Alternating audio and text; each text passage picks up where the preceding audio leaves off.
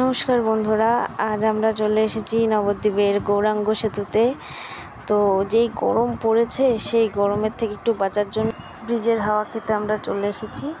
তো গরমের সময় বেশিরভাগ দিনই মাঝে মধ্যেই আমরা চলে আসি এখানে।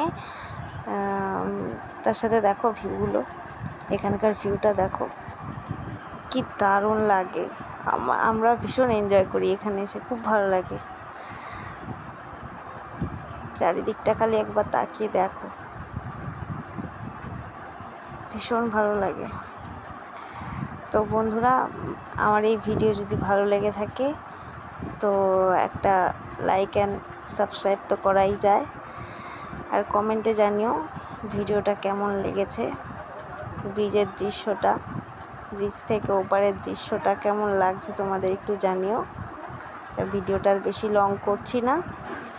সবাই ভালো থাকবে, সুস্থ থাকবে, আনন্দে থাকবে।